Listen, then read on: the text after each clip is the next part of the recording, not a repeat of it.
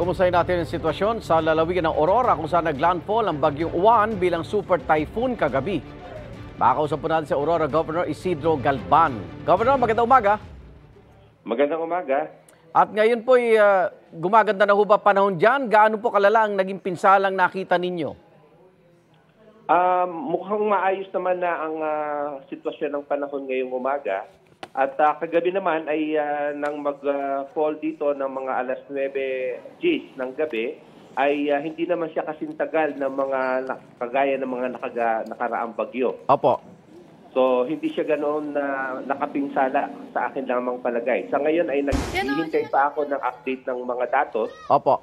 Kasi medyo may kahirapan ng mga signal natin ngayon dito. Kaya't medyo may kahirapan din ang pagdating ng mga update na aming mga datos. Kamusta po mga residente natin at gaano po karami ang na-evacuate natin?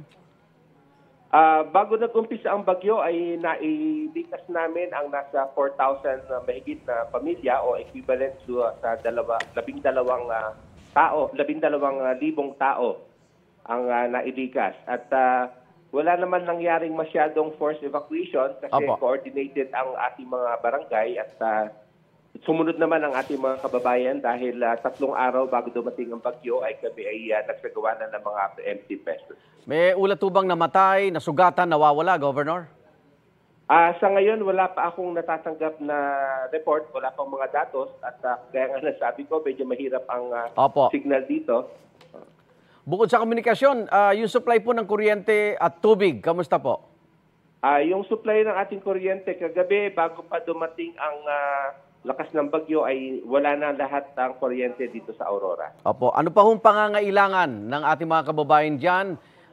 Baka magkaroon ng tulong mula sa national government, Governor? Yeah, kagaya ng usual na kailangan ng ating mga kababayan ay siyempre kailangan natin ng mga relief goods, mga food and non-food items, at mga medical health kits. At siyempre, yun ay laging kailangan natin, lalo na yung mga kababayan natin na naapektuhan sa mga baybaying dagat. Maraming salamat, Aurora Governor Isidro Galban. Ingat po kayo. Okay, maraming salamat din. Igan, mauna ka sa mga balita, mag-subscribe na sa GMA Integrated News sa YouTube para sa iba't ibang ulat sa ating bansa.